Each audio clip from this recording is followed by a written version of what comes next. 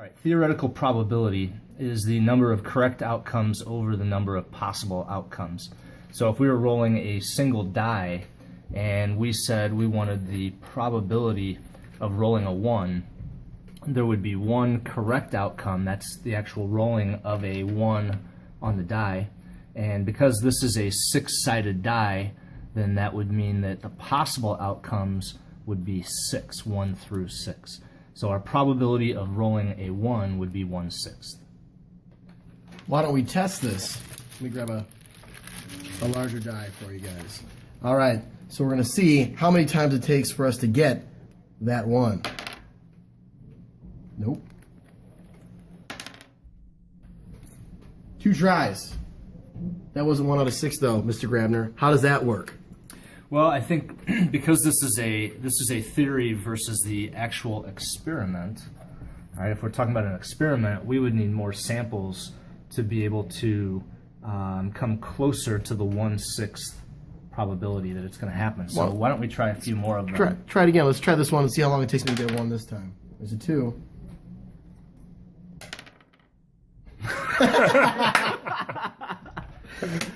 All right, so we have 1 and 2 again. Try again.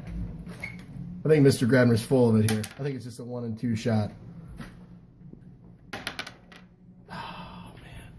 That's 2. That's 3.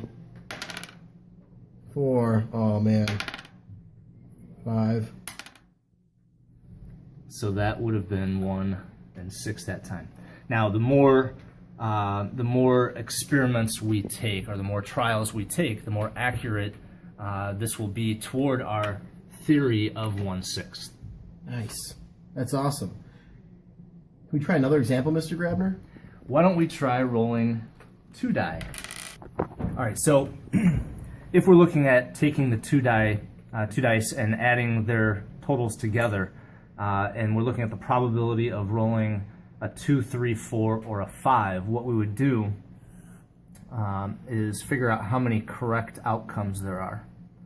So we would have each die listed either across the top or down the side. So 1, 2, 3, 4, 5, and 6. We're going to do the same thing going down.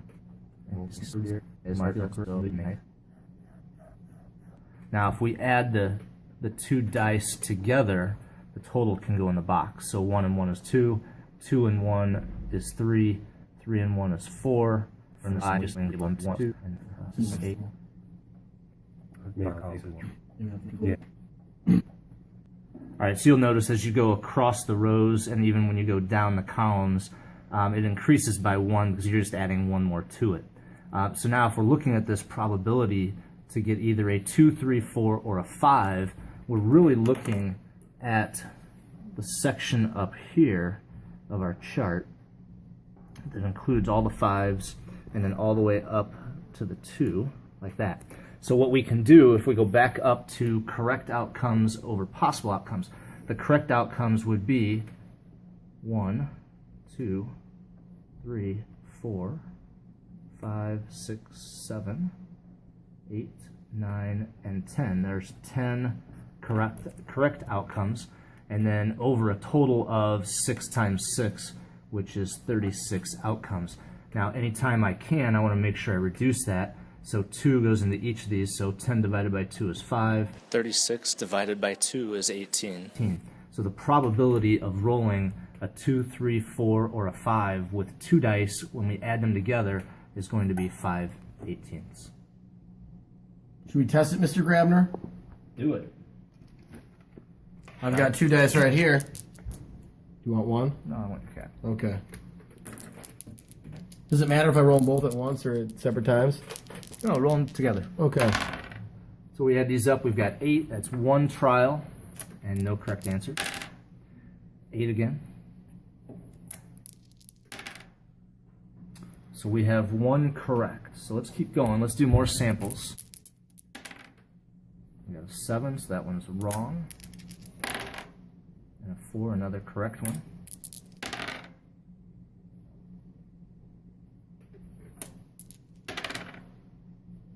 You're good at rolling low numbers.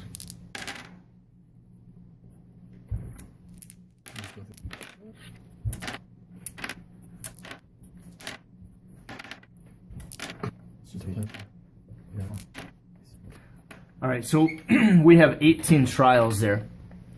We had 14 that were incorrect, and we had 4 that were correct. So in order to take this experiment and compare it to our theoretical probability, we would take the number of correct outcomes over the total number of outcomes. So for the total number I'm going to add those together, and we actually get 4 out of 18. Our theoretical probability was 5 out of 18. So just in a simple 18 sample of rolling the die here, we see that we're pretty close. We're not exact, but we are pretty close. And again, if we had the entire class do this, the likelihood that we come closer and closer to that 5/18 increases.